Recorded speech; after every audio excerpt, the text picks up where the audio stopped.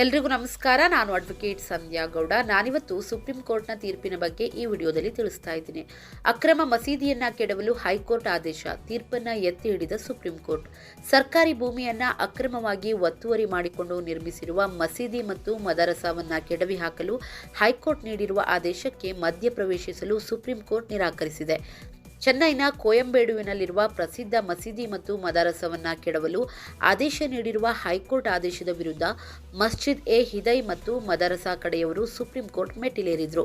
ಇದೀಗ ಈ ಪ್ರಕರಣದ ವಿಚಾರಣೆ ನಡೆಸಿರುವ ಸುಪ್ರೀಂ ಕೋರ್ಟ್ ಸರ್ಕಾರಿ ಭೂಮಿಯನ್ನ ಅಕ್ರಮವಾಗಿ ಒತ್ತುವರಿ ಮಾಡಿಕೊಂಡು ಚೆನ್ನೈನಲ್ಲಿ ನಿರ್ಮಿಸಿರುವ ಮಸೀದಿ ಮತ್ತು ಮದರಸವನ್ನ ಕೆಡವಲು ಹೈಕೋರ್ಟ್ ನೀಡಿದ ಆದೇಶದ ಕುರಿತು ಯಾವುದೇ ರೀತಿಯಲ್ಲಿ ಮಧ್ಯಪ್ರವೇಶಿಸಲು ನಿರಾಕರಿಸಿದೆ. ಆ ಮೂಲಕ ಕೋಯಂಬೇಜಿನಲ್ಲಿರುವ ಮಸೀದಿಯನ್ನ ಅಕ್ರಮವಾಗಿ ನಿರ್ಮಿಸಲಾಗಿದೆ ಎಂದು ಸುಪ್ರೀಂ ಕೋರ್ಟ್ ಒಪ್ಪಿಕೊಂಡಿದ್ದು, ಚೆನ್ನೈನ ಕೋಯಂಬೇಡುವಿನಲ್ಲಿರುವ ಮಸೀದಿ ಮತ್ತು ಮದರಸವನ್ನ ಕೆಡವಲು ನಿರ್ದೇಶಿಸಿದ ಮದ್ರಾಸ್ ಹೈಕೋರ್ಟಿನ ಆದೇಶವನ್ನು ಸುಪ್ರೀಂ ಕೋರ್ಟ್ ಅನುಮೋದಿಸಿದೆ. ಈ ಕಟ್ಟಡವನ್ನು ಸಂಪೂರ್ಣವಾಗಿ ಅಕ್ರಮವಾಗಿ ನಿರ್ಮಿಸಲಾಗಿದೆ ಎಂದು ಸುಪ್ರೀಂ ಕೋರ್ಟ್ ಸ್ಪಷ್ಟವಾಗಿ ಹೇಳಿದೆ. ಮದ್ರಾಸ್ ಹೈಕೋರ್ಟ್ ಆದೇಶದ ವಿರುದ್ಧ ಸಲ್ಲಿಸಲಾದ ಅರ್ಜಿಯ ವಿಚಾರಣೆ ನಡೆಸಿದ ಸುಪ್ರೀಂ ಕೋರ್ಟ್ ನ್ಯಾಯಮೂರ್ತಿ ಸೂರ್ಯಕಾಂತ್ ಮತ್ತು ನ್ಯಾಯಮೂರ್ತಿ ಕೆ.ವಿ. ವಿಶ್ವನಾಥನ್ ಅವರಿದ್ದ ನ್ಯಾಯಪೀಠವು ನಿಗದಿತ ಭೂಮಿಯಲ್ಲಿರುವ ಕಟ್ಟಡಗಳನ್ನು ಅಂದರೆ ಮಸೀದಿ ಮತ್ತು ಮದರಸಾಗಳನ್ನು ಕೆಡವಿ ಹಾಕಲು ಮೇ 31ರವರೆಗೆ ಕಾಲಾವಕಾಶವನ್ನು ನೀಡಿದೆ. ಅಲ್ಲದೆ ಇದರಲ್ಲಿ ಯಾವುದೇ ಕಟ್ಟಡ ನಿರ್ಮಾಣಕ್ಕೆ ಅನುಮತಿ ಪಡೆಯದೆ ಮಸೀದಿಯನ್ನ ಅಕ್ರಮವಾಗಿ ನಿರ್ಮಿಸಲಾಗಿದೆ ಎಂದು ಪರಿಗಣಿಸಲಾಗಿದೆ. ವಿಚಾರಣೆ ವೇಳೆ ಸಾರ್ವಜನಿಕ ಸ್ಥಳಗಳು ಅಥವಾ ಸರ್ಕಾರಿ ಭೂಮಿಯನ್ನ ಅಕ್ರಮವಾಗಿ ಒತ್ತುವರಿ ಮಾಡಿಕೊಂಡು ನಿರ್ಮಿಸಲಾದ ಧಾರ್ಮಿಕ ಸ್ಥಳಗಳನ್ನು ತೆಗೆದುಹಾಕಲು ತನ್ನ ಹಳೆಯ ಆದೇಶವನ್ನು ಉಲ್ಲೇಖಿಸಿದ ಸುಪ್ರೀಂ ಕೋರ್ಟ್, ಅಂತಹ ಅಕ್ರಮ ನಿರ್ಮಾಣಗಳನ್ನು ತೆಗೆದುಹಾಕುವುದು ಅಧಿಕಾರಿಗಳ ಜವಾಬ್ದಾರಿಯಾಗಿದೆ ಎಂದು ಹೇಳಿದೆ. ಪ್ರಕರಣದ ವಿಚಾರಣೆಯ ವೇಳೆ ಪ್ರತಿಕ್ರಿಯಿಸಿದ ಸುಪ್ರೀಂ ಕೋರ್ಟ್, ಅಕ್ರಮವಾಗಿ ನಿರ್ಮಿಸಲಾದ ಕಟ್ಟಡವು ಧಾರ್ಮಿಕ ಶಿಕ್ಷಣದ ಸ್ಥಳವಾಗಲು ಸಾಧ್ಯವಿಲ್ಲ ಎಂದು ಹೇಳಿದೆ. ವಾಸ್ತವವಾಗಿ ಮಸೀದಿಯನ್ನ ನಿರ್ಮಿಸಿದ ಭೂಮಿ ಚೆನ್ನೈ ಮಹಾನಗರ ಅಭಿವೃದ್ಧಿ ಪ್ರಾಧಿಕಾರಕ್ಕೆ ಸೇರಿದೆ. ಅರ್ಜಿದಾರರ ಸಂಘಟನೆಯು ಅಕ್ರಮ ಆಸ್ತಿದಾರ ಎಂದು ಸುಪ್ರೀಂ ಕೋರ್ಟ್ ಹೇಳಿದೆ. ಅವರು ಕಟ್ಟಡದ ಯೋಜನೆಯ ಅನುಮೋದನೆಗೆ ಎಂದಿಗೂ ಕೂಡ ಅರ್ಜಿಯನ್ನು ಸಲ್ಲಿಸಲಿಲ್ಲ. ಹೀಗಾಗಿ ಕಾಮಗಾರಿ ಸಂಪೂರ್ಣ ಅಕ್ರಮವಾಗಿದೆ.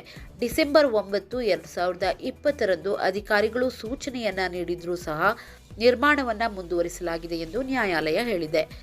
ಸುಪ್ರೀಂ ಕೋರ್ಟ್ ವಿಚಾರಣೆಯ ವೇಳೆ ಅರ್ಜಿದಾರ ಹಿದೈ ಮುಸ್ಲಿಂ ವೆಲ್ಫೇರ್ ಟ್ರಸ್ಟ್ನ ವಕೀಲರು ಮಸೀದಿ ಕಟ್ಟಡವನ್ನು ತೆಗೆದುಹಾಕುವ ನವೆಂಬರ್ 2023ರ ಹೈಕೋರ್ಟ್ನ ಆದೇಶವನ್ನು ವಿರೋಧಿಸಿದಾಗ ವಿಚಾರಣೆಯ ಸಮಯದಲ್ಲಿ ಸುಪ್ರೀಂ ಕೋರ್ಟ್ ಸಾರ್ವಜನಿಕವಾಗಿ ಯಾರೂ ಬೇಡ ಎಂದು ಈ ಹಿಂದೆ ಆದೇಶಿಸಿದೆ.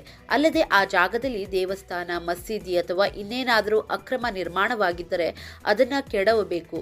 ಎಲ್ಲ ಹೈಕೋರ್ಟ್ಗಳು ಆ ಆದೇಶವನ್ನು ಮೇಲ್ವಿಚಾರಣೆ ಮಾಡುತ್ತಿವೆ ಮತ್ತು ರಾಜ್ಯ ಸರ್ಕಾರಗಳು ಆ ನಿಟ್ಟಿನಲ್ಲಿ ಸೂಕ್ತ ಸೂಚನೆಗಳನ್ನು ನೀಡುತ್ತವೆ ಎಂದಿದೆ. ಆದರೆ ಪ್ರಕರಣದ ವಿಚಾರಣೆ ವೇಳೆ ವಕೀಲರು ವಾದವನ್ನ ಮಂಡಿಸಿ, ಬಹಳ ದಿನದಿಂದ ಭೂಮಿ ಖಾಲಿ ಬಿದ್ದಿದೆ ಎಂದರೆ ಸಾರ್ವಜನಿಕ ಹಿತಾಸಕ್ತಿಯಲ್ಲಿ ಸರ್ಕಾರಕ್ಕೆ ಆ ಜಮೀನು ಬೇಕಾಗಿಲ್ಲ.